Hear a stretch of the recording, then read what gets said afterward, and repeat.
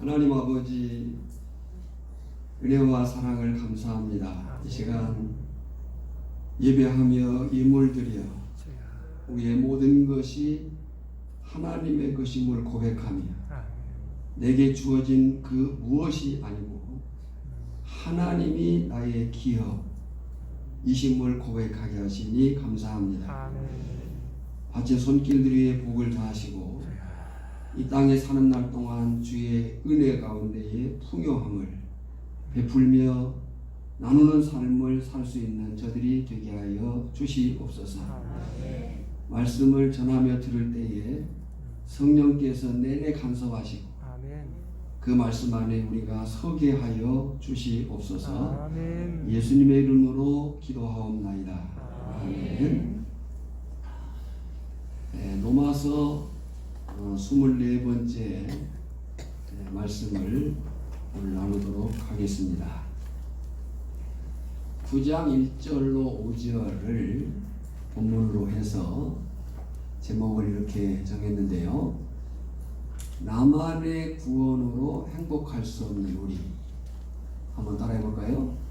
나만의 구원으로 행복할 수 없는 우리. 따라하는데 같이 했습니다. 다시 한번 해볼까요? 시작.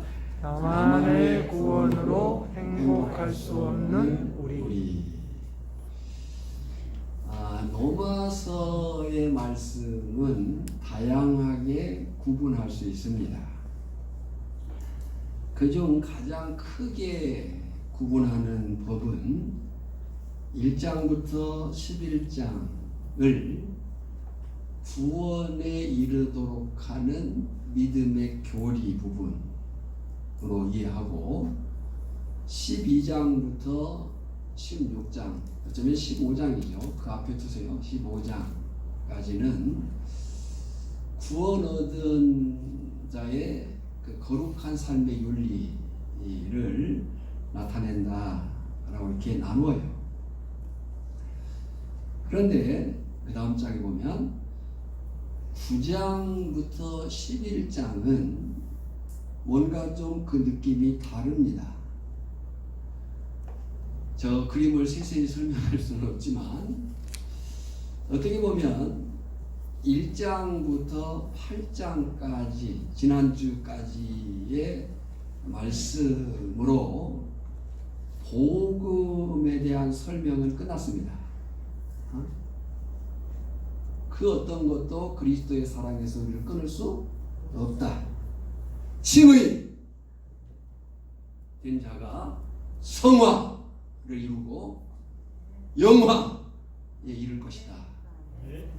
이 일에 있어서 그 어떤 것도 우리를 막을 수 없다.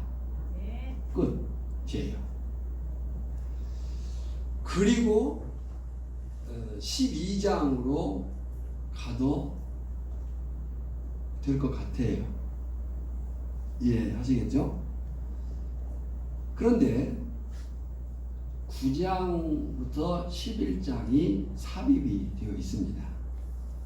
그렇다면 9장에서 11장에 나타난 바울의 의도, 바울의 마음이 무엇이고 하고 싶은 말이 무엇이겠는가?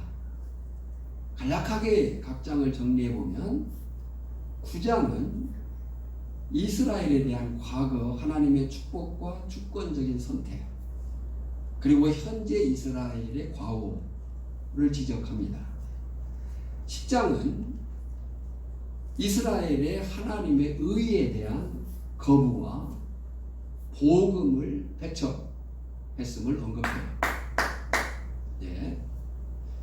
왜 박수 쳤는지 알겠죠? 그리고 11장은 이방인 에게로의 복음 전파 및 교만에 대한 경고와 이스라엘의 회복을 예언합니다. 그래서 9장부터 11장을 앞으로 주일 낮 기준에서 7번을 설교하려고 합니다. 그 가운데 오늘 본문 9장 1절로 5절은 그 7번에 걸쳐 설교할 9장부터 11장의 서론적인 출발이에요. 중요하겠어요? 안 중요하겠어요? 대답을 해주세요. 중요하겠어요? 안 중요하겠어요? 중요합니다. 9장부터 11장을 이해하려면 1절로 5절이 중요한 거예요. 사실 바울 그러면 우리가 알기를 이방인의 사도로 부름받은 사람입니다. 이미 알고 있는 사실이죠. 사도 바울은 이방인의 사도로 부름받은 사람. 사도행전 9장 15절에 보면 주께서 이르시되 가라 이 사람은 내 이름을 이방인과 임금들과 이스라엘 자손들에게 전하기 위하여 택한 나의 그릇이라.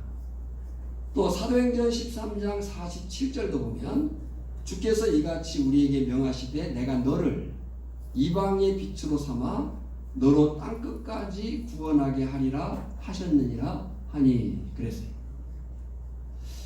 그런데 사실 우리가 뛰어넘어야 할 가치이긴 하지만 피는 물보다 진하다, 팔은 안으로 굽는다는 말이 있듯이 이것은 우리가 뛰어넘어야 될 가치예요. 그러나 그런 말이 있듯이 어쩌면 바울에게도 그런 인간적인 면이 있었지 않았는가라는 것을 엿볼 수 있습니다. 분명히 바울은 이방인의 구원을 위해 특별히 부름받은 사람이에요. 그래서 1차, 2차, 3차 선교행을 통해 아시아, 마케도니아, 아가야, 고린도로 불리우는 아가야, 그리고 로마 감옥에서까지 그 사명을 이루기 위해서 최선을 다했습니다.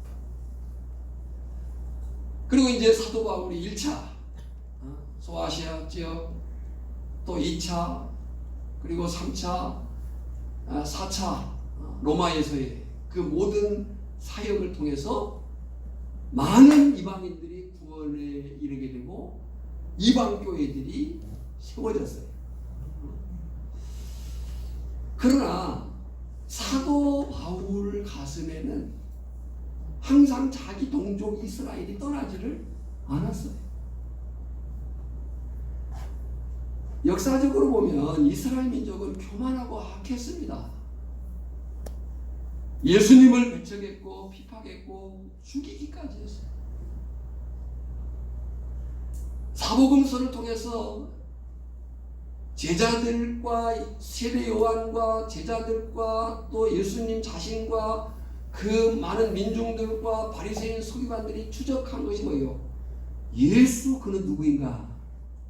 그리고 최종에 내려진 결론이 그는 하나님의 아들이라고 하는 거거든요.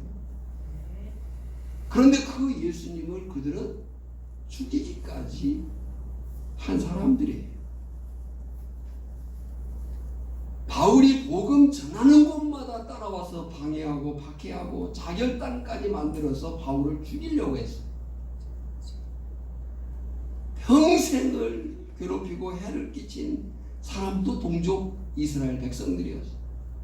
돌로 친 사람도, 태장을 친 사람도, 재판에 붙인 사람도, 감옥에 가둔 사람도, 사지를 찢어 죽이겠다고 예루살렘에서 소동을 벌인 자도, 사사건건 미움과 박해를 가한 사람도 자기 민족 이스라엘 백성들이었어요.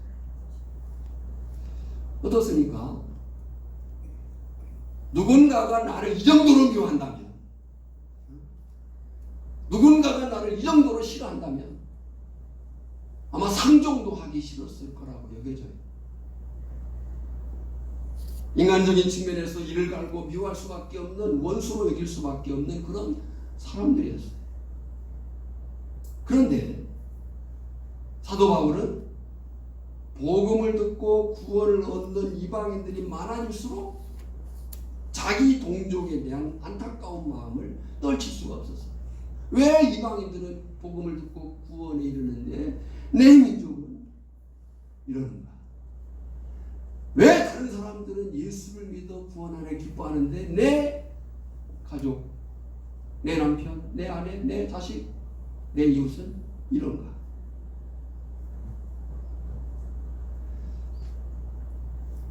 여러분, 어쩌면 우리가 아프리카나 유럽,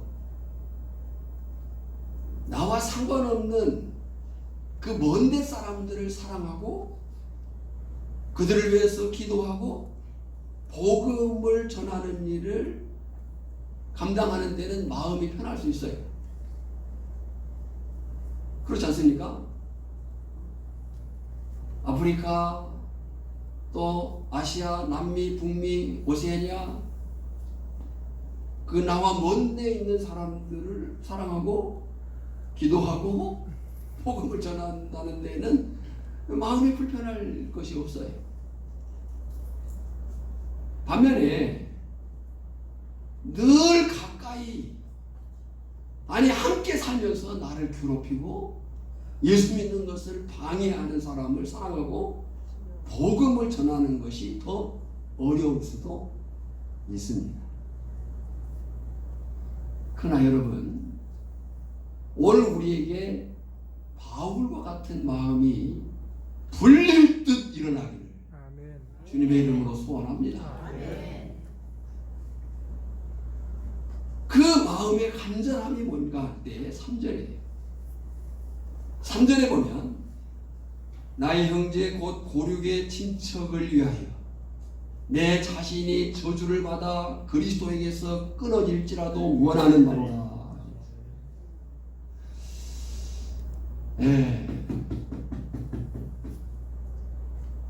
사실 이 말은요, 맞지 않는 말이에요. 8장까지의 확인이 뭐였어요? 예수 그리스도 안에서 의롭게 된 자가 저주를 받을 수 있다 없다? 아니 대답을 하세요. 예수 그리스도 안에서 의롭게 된 자가 저주를 받을 수 있어요 없어요? 없어요. 그 누구도 저주를 받을 수 없어요.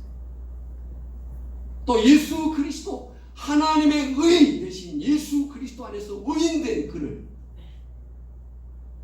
그 어떤 것도 하나님의 사랑에서 끊을 수 없습니다. 어떤 의미겠어요? 내가 끊어질지라도 내 형제, 내 고륙의 친척을 위하여 내 자신이 저주를 받아 그리스도에서 끊어질지라도 그만큼 간절함이, 절실함이 크다는 거죠. 그 간절함과 절실함의 진정성이 1절입니다. 1절을 보면 내가 그리스도 안에서 참말을 하고 거짓말을 아니하노라. 지금 사도 바울은요, 제가 이렇게 한번 적용을 해봤어요. 지금 사도 바울은요, 자신의 말, 그 진정성과 절실함에 대해서 자기의 말을 예수님을 걸고 얘기를 하는 거예요. 내가 그리스도 안에서 참말을 하고 거짓말을 하냐노라. 나에게 큰 근심이 있는 것과 마음에 그치지 않는 고통이 있는 것은, 바울은요 자기 동족의 구원에 대해서 한번 어쩌다가 갖는 관심이 아니에요. 여러분, 우리가 요즘에 좀 하지 않고 있었는데요, 그 어떤 그 특별 전도 집회 같은 거 할 때 구원하고 싶은, 복음을 전하고 싶은, 구원받고 싶었으면 하는 그 사람을 적어내라고 하면 자기 가족들을 적어요. 좋은 일이죠. 근데 가만히 보면 그때뿐이에요. 네? 근데 사도 바울의 지금 마음은요, 나에게 큰 근심이 있는 것과 그 근심이요 마음에 그치지 않고 뭐가 돼요? 고통이 돼요. 어쩌다 한번 갖는 마음이 아니고요, 계속적인 고통이라는 거예요. 내 양심이 성령 안에서 나와 더불어 증언하노니, 이 말을 직역하면 이렇습니다. 성령 안에서 나의 양심이 나와 함께 연대 보증하겠다는 거예요. 성령이 나와 함께 연대보증하겠다.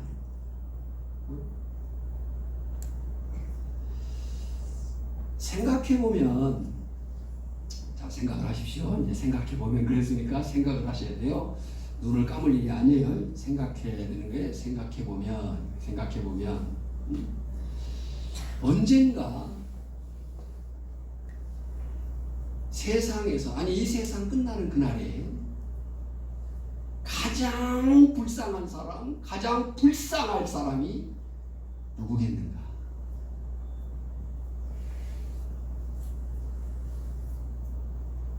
언젠가 이 세상이 끝나는 그날에 가장 불쌍한 사람, 불쌍할 사람은 믿음 좋은 사람과 살면서 믿음 갖지 않거나 믿음 갖지 못한 사람일 거예요.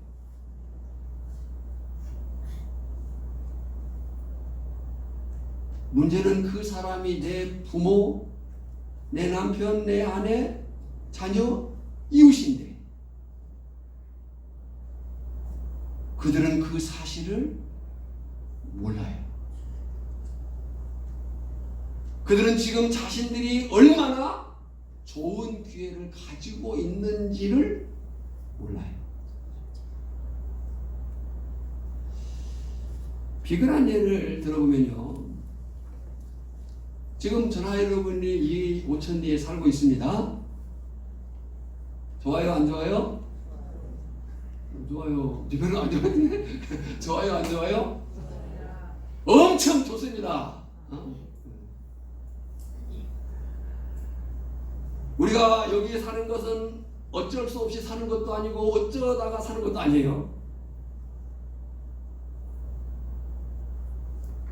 내가 하나님 앞에서 지금 살아내야 될 곳으로 우리에게 주신 거예요. 근데 이 오천리에 예수 믿는 사람이 한 사람도 없었을 때가 있었겠죠. 그래 안 그래요?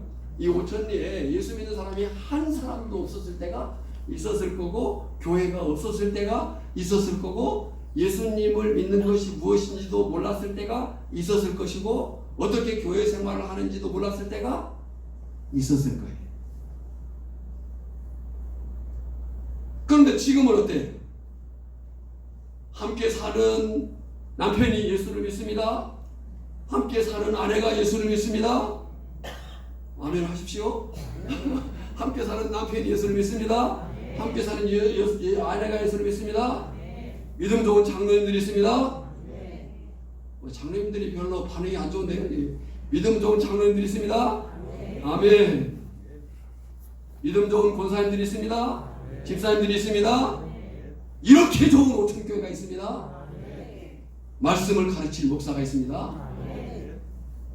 그냥 나오기만 하면 되는데, 그냥 나오기만 하면 되잖아요. 그런데 교회 안 나오고 예수님을 믿으려 하지 않고 또 거절하니까 얼마나 답답하고 안타까워요.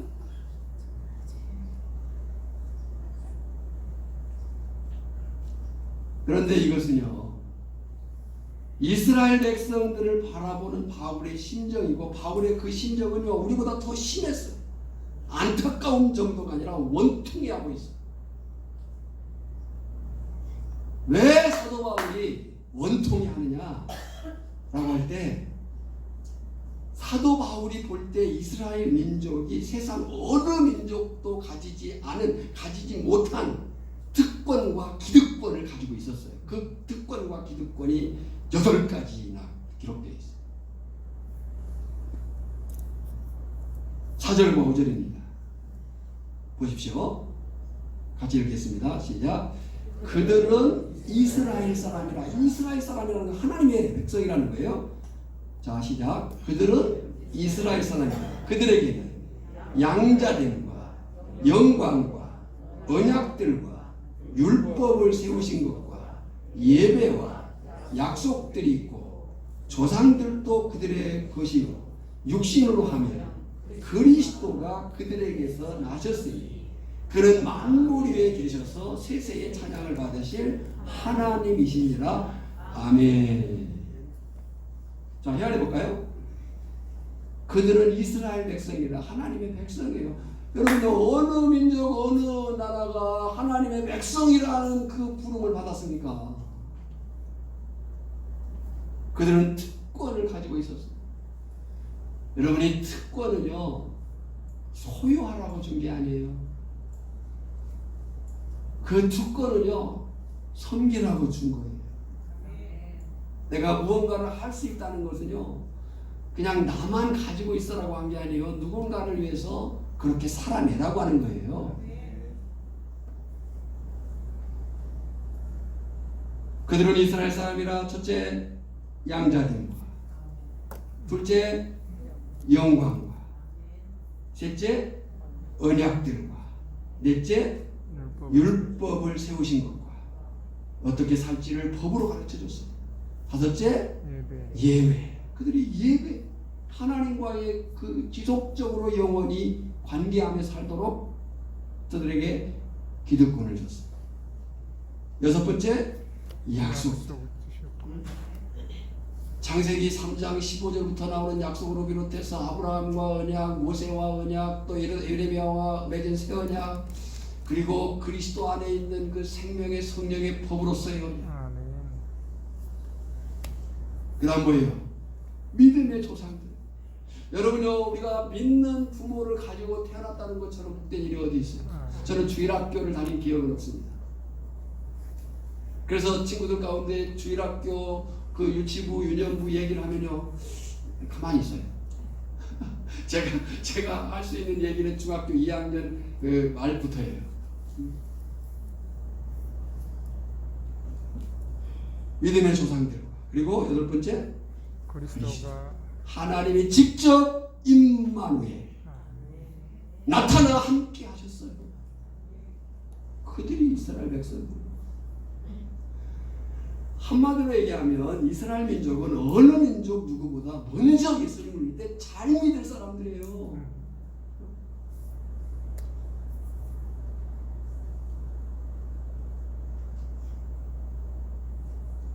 아마 이 오천리 교회가 여기 계신 분들 태어나기 전부터 존재했어요. 왜냐면 그렇죠? 예. 네. 여기 계신 분들 아무도 이 교회 이전에 계신 분 없어요. 오천교회가 있은 이후에 있은 분들이에요. 얼마나 좋은 기회냐고요. 지금 여기 계신 분들이 이 좋은 조건들로 보면요 지금 여러분들의 신앙은 하늘을 날아다녀야 돼요.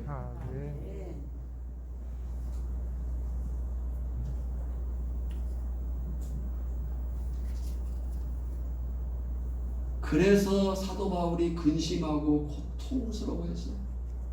오늘 우리에게 저나 여러분에게 이 근심이 고통이 있어야 될 줄 믿습니다. 나 형제 곧 고륙의 친척을 위하여 내 자신이 저주를 받아 그리스도에게서 끊어질지라도 원하는 바가 로마서 10장 1절도 보면요 형제들아 내 마음에 원하는 바와 하나님께 구하는 바는 이스라엘을 위함이니 곧 그들로 구원을 받게 함이라. 여러분 이 부분이요 끊어질지라도 이 부분이 어디선가 본 듯해요. 출애굽기 32장을 보면 우리 생각이 이제 빨리 출애굽기 32장으로 가야 하거나 성경을 빨리 뒤적여야 돼요. 출애굽기 32장을 보면 모세가 율법을 받으러 시내산에 올라갑니다.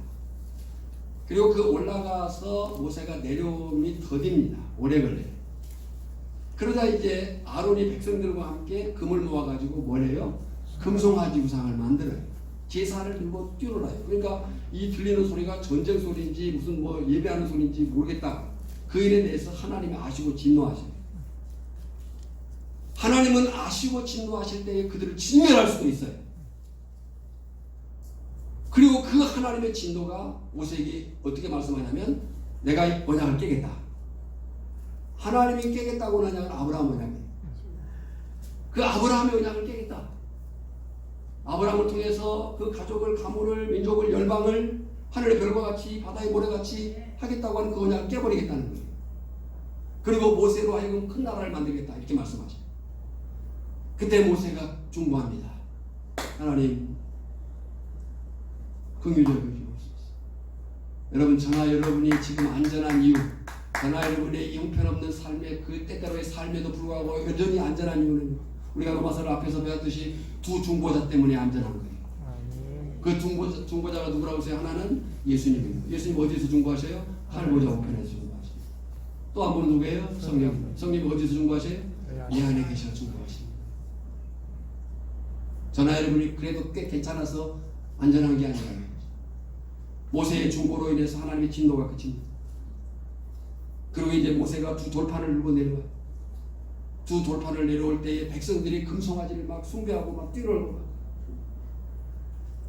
얼마나 모세가 화가 났으면 그 두 돌판을 던져요. 물론 모세의 혈기도 잘못된 거죠. 그리고 모세가 가릅니다. 하나님을 택할 거냐 우상을 택할 거냐. 여러분 선택하시기 바랍니다. 우리의 믿음의 행동, 우리의 믿음의 삶은 날마다 선택해요. 그리고 그 일에 3,000명이 죽습니다. 다 죽을 수 있는 상황이에요. 3,000명이 아니라 다 죽을 수 있는 상황. 그때 모세의 중보가 그거예요. 오늘 우리의 중보가 그러기를 원해요. 지금 내 남편, 내 아내, 내 자식, 내 이웃, 이 민족이 다 죽을 수도 있는 상황이라는 사실. 32장 32절에 보면 그러나 이제 그들의 죄를 사하시옵소서. 그렇지 아니하시오면 오나간대 주께서 기록하신 책에서 내 이름을 지워버려 주옵소서. 이게 전도자 사명자의 마음인 줄 믿습니다. 그렇다면 오늘 저는 적용에 초점을 맞추고 싶어요. 그렇다면 오늘 하나님께서 바울을 통해 저나 여러분에게 하신 말씀에서 적용할 교훈이 무엇입니까? 첫째는 구원받은 우리는 나만의 구원으로 만족, 나만의 구원으로 행복할 수 없다는 거예요. 성도는요,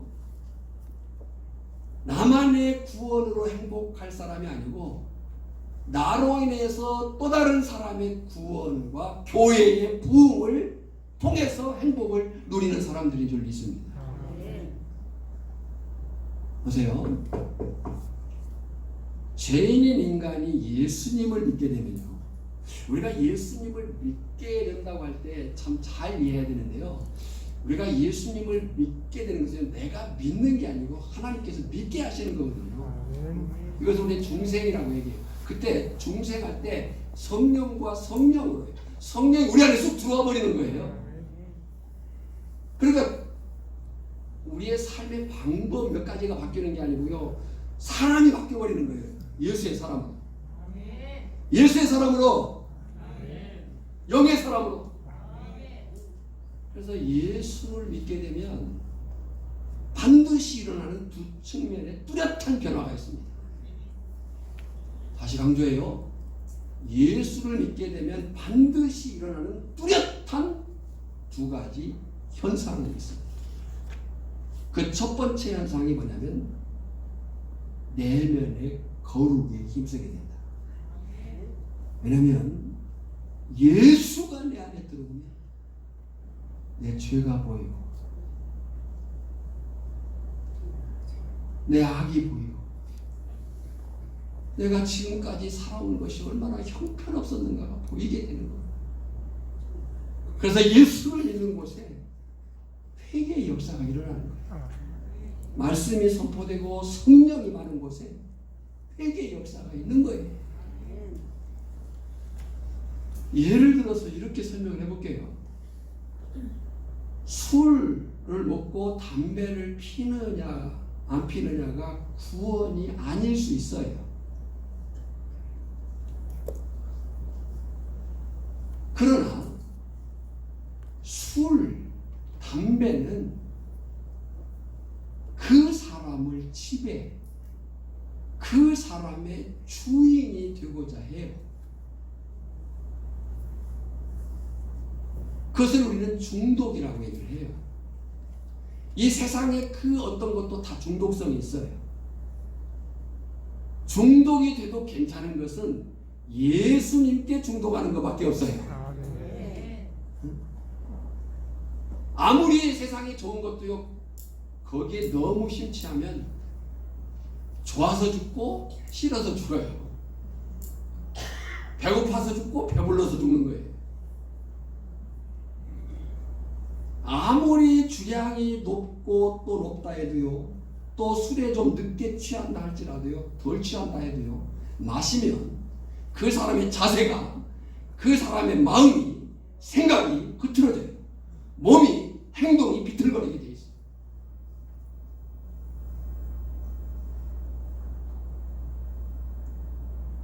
그래서 저는 성령 안에서 이렇게 이해하고 싶어요. 예수님을 마음에 모시고, 아멘. 예수님을 마음에 모시고 예수님이 내 마음의 주인이라고 하는 사람이 계속 술을 먹을 수 있겠는가? 저는 없다고 봐요.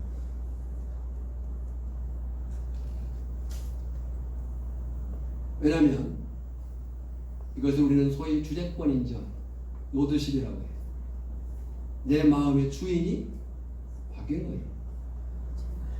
내 마음의 지배자가, 내 삶의 통치자가 예수님으로 바뀌어버린 거예요. 아멘.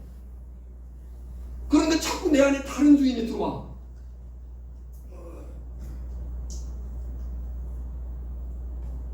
이것은요, 분명히 그가 영의 사람이라고 한다면 본인도 괴로울 것이고 내 안에 계신 예수님이 얼마나 고통스럽겠어요.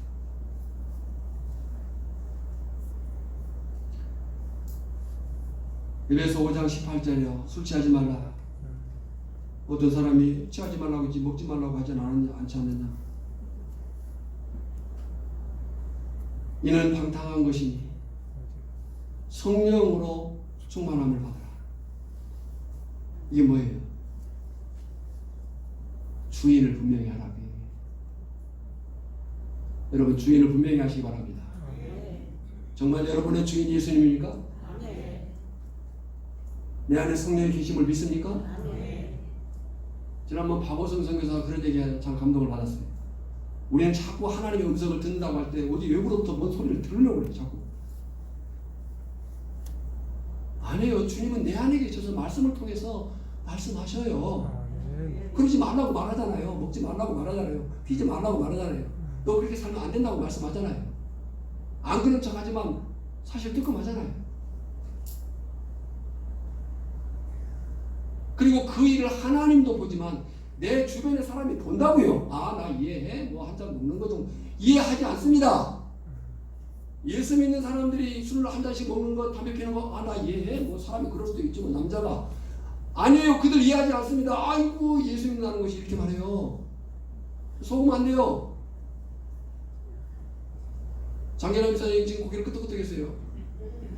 인정하죠? 네. 예수 안 믿을 때, 장난 안 나올 때 예수 믿는다고 하면서 현착해 사는 사람도 있었죠? 말 못하겠어요? 누구라고는 특정하지 않을게요. 아니에요. 나 이해해. 뭐 한 잔 뭐 사람들이 뭐 남자가 말이야 세상을 살다 보면 아닙니다. 그들 이해하지 않습니다. 분명히 말했잖아요. 우리는 성경을 보고 하나님을 알지만 그들은 우리를 통해서 하나님을 본다고요. 우리는 하나님을 보여낼 사람들이에요.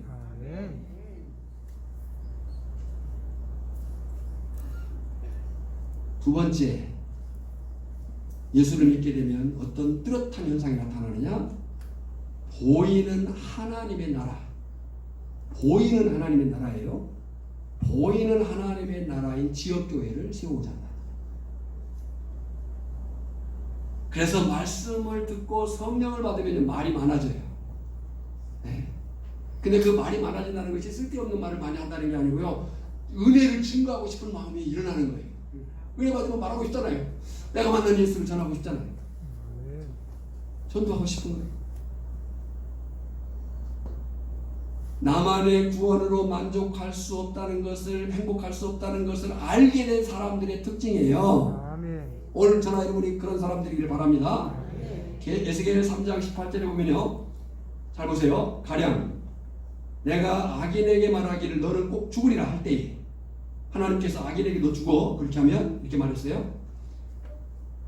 할 때에 내가 깨우치지 아니하거나 말로 악인에게 일러서 그의 악한 길을 떠나 생명을 구원하게 하지 아니하면 그 악인은 그의 죄악 중에서 죽으려니와 내가 그의 피값을 내 손에서 찾을 것이고 그 사람은 그 악으로 죽지만 그가 죽게 된 사실을 알고도 말하지 않으면 그 피값을 누구에게 받는다고요?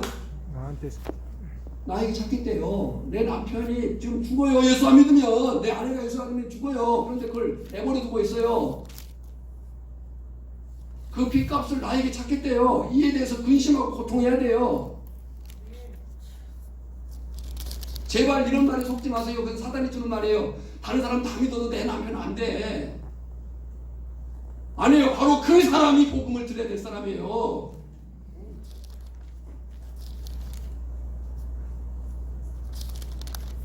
다시 말씀드립니다. 하나님께서 나를 구원하신 것은 나만의 구원으로 만족하라고 나만의 구원으로 행복하라고 부르신 것이 결코 아니라는 거예요. 나를 통해서 구원의 일을 한 사람을 찾기 위함인 줄 믿습니다. 나를 통해서 다음 세대를 세우기 위함을 믿습니다. 자, 다시 생각해 보겠습니다. 생각을 하셔야 돼요. 이 설교는 전하는 자의 몫이 아니고 듣는 사람의 몫이에요. 자, 생각을 자꾸 놓으니까 졸려요. 생각. 네, 고사님. 네, 생각. 자, 오천교회 보겠습니다. 오천교회. 과거 출발은 1913년 한익수 장로님이 출발이에요. 역사 기록에. 감사하죠. 그 한 사람이 경성에 가서 복음을 듣고 내려와 씨를 뿌린 거예요. 한익수 장로님이 그 역할을 한 거예요. 그러나 그 씨는 뭐예요?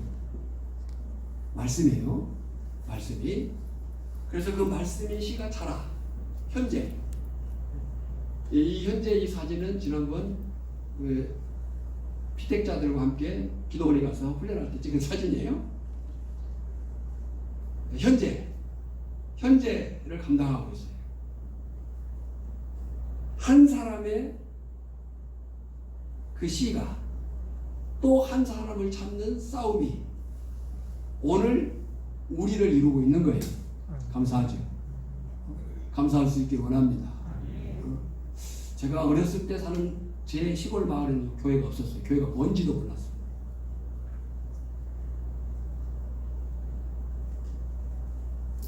그리고 현재를 이루고 있어요. 이 현재가 저나 여러분이 어떻게 살아나느냐가 미래예요.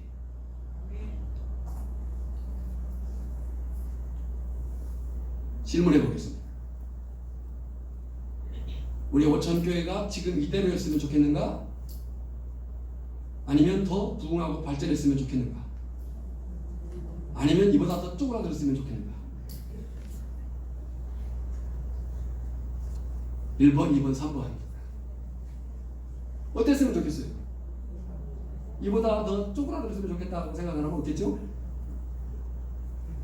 여러분요, 지금 우리 인구 통계상으로 볼 때는 현상이 뭐냐면 우리 고흥도요 없어질 도시 중에 하나로 자꾸 쳐요. 저는 그렇게 생각하지 않습니다.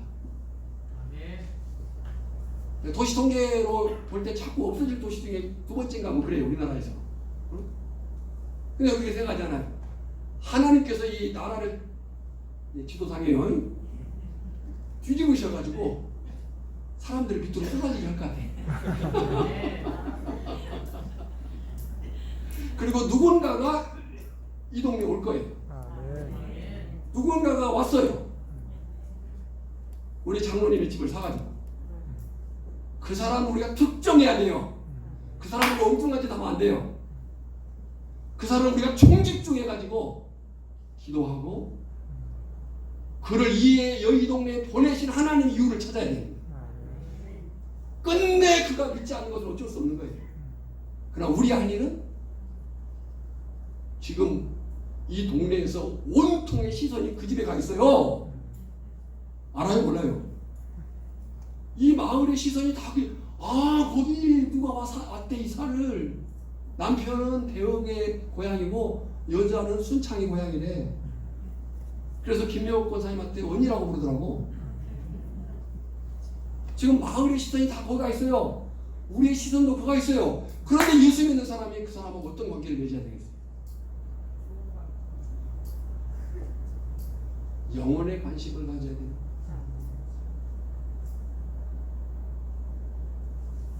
심각합니다. 네, 제가 우리 아랫집이기 때문에 드나들면서 매번 기도해요. 주여 저 가족을 2명. 그들을 통해서 우리 오천교회 평균 연령을 좀 낮추소서.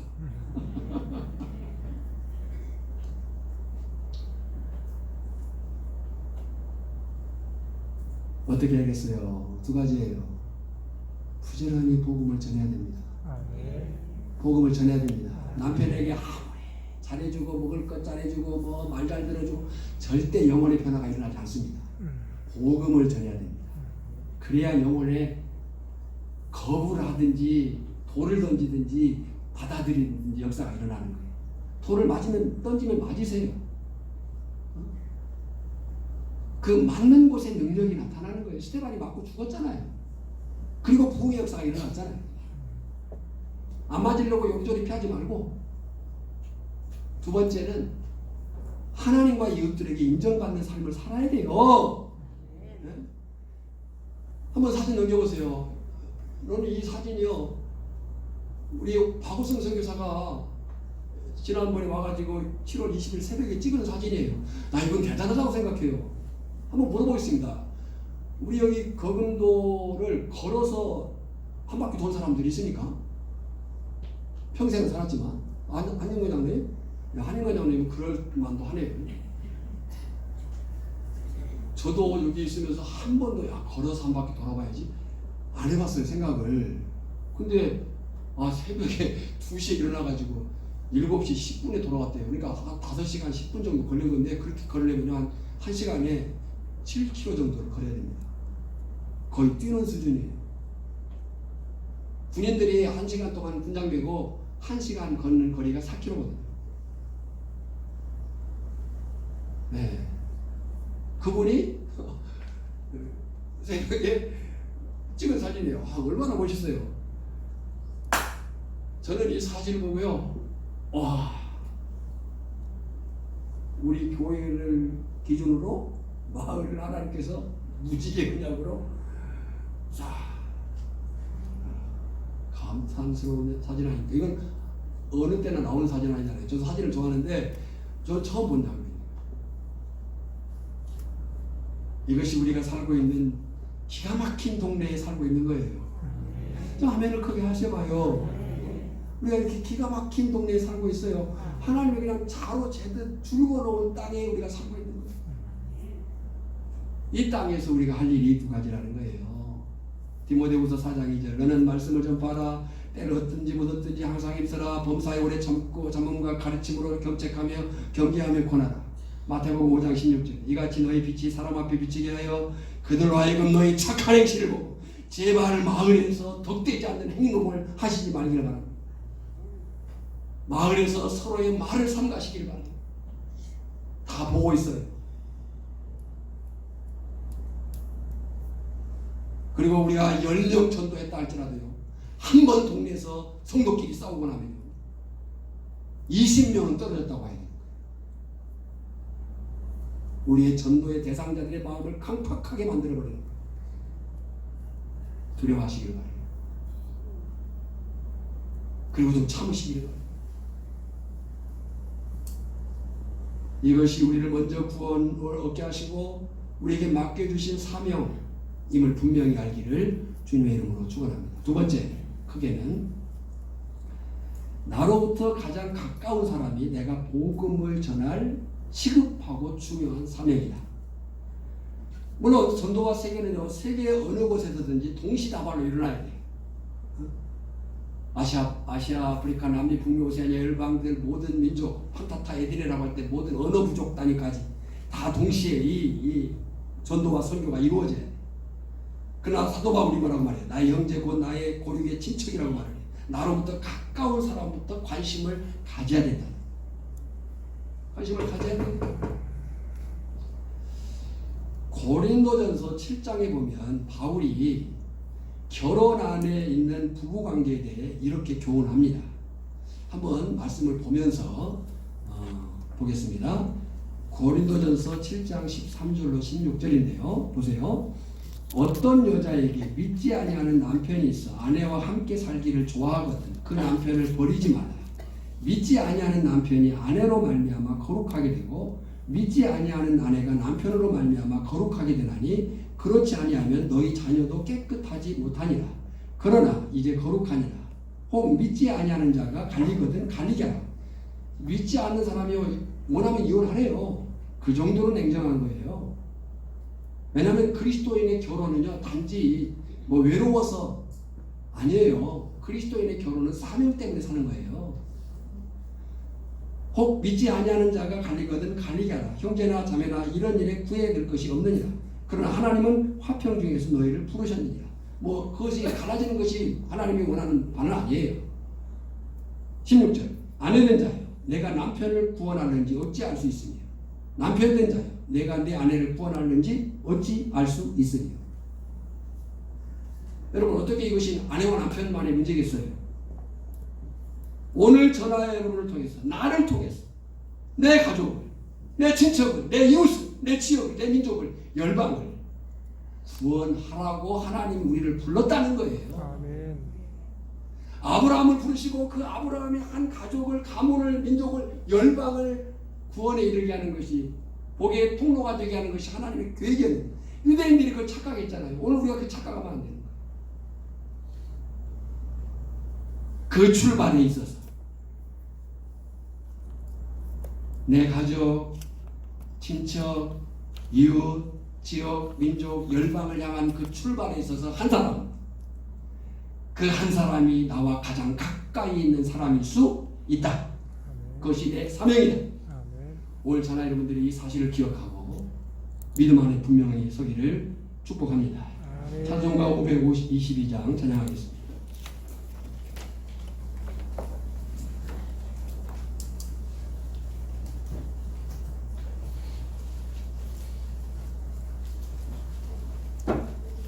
(522장)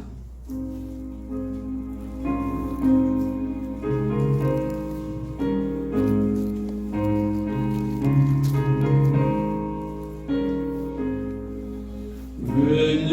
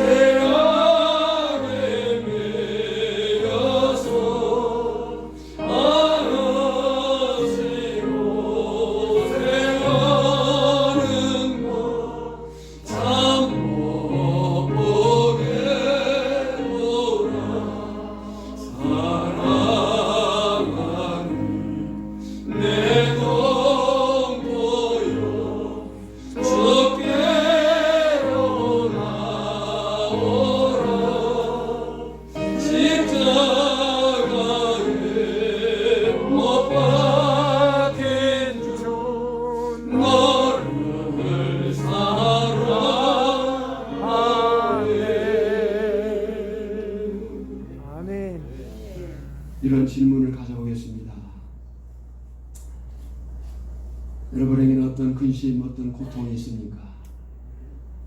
그저 먹고 살고 자식 잘 되고 뭐 그런 문제입니까? 우리가 가장 크게 가질 근심과 고통은 영혼 구원의 문제입니다. 남편이, 아내가, 부모가, 자녀가, 친척, 이웃이 아직 예수를 믿지 않고 있습니까? 나만의 구원으로 행복하고 됐다라고 생각해서는 안 됩니다. 오늘 말씀이 그것을 지적합니다. 나만의 구원으로 행복할 수 없는 사람이라는 거죠. 물론 복음을 전하고 또 잘하고 잘해도 마음대로 되지 않을 수 있습니다. 말을 듣지 않을 수 있습니다. 그러나 한번 다시 물어보시기를 바랍니다. 얼마나 기도했습니까? 얼마나 믿음으로 사는 모습을 보였습니까? 다시 이 바울의 심정을 가지고 기도하시고 또 하나님의 사람으로 살아내시기를 힘쓰시기 바랍니다. 하나님, 말씀은 생명이어서 말씀이 주어지는 곳에 생명 역사가 있음을 믿습니다. 나 한 사람 구원에 이르게 하시려고 예수님을 죽이기까지 하신 하나님, 나를 통해서 또 한 사람을 찾고자 하시는 그 하나님의 마음, 그 마음이 이 시간 우리 안에 깊이 새겨지게 하시고 사단도 어떻게든지 사람들을 자기 사람으로 만들려고 집중하고 있는데 우리가 내게 주어진 내 가까이 있는 사람들을 그들에게 내어줄 수 없습니다. 그 영혼에 관심을 갖게 하시고 힘써 복음을 전하고 하나님의 사람으로 살아 이렇게 사는 것이다 라고 보여줄 수 있는 그런 삶의 실제가 우리에게 있게 하여 주시옵소서. 지금은 우리를 구원하신 예수 그리스도의 은혜와 성부 하나님의 크신 사랑과 성령의 능력이 오늘 이 말씀 앞에 엎드려 믿음으로 순종하며 살아내기를 소망하는 주의 백성들 심령 위에 이제로부터 영원토록 항상 함께 있을지어다. 아멘.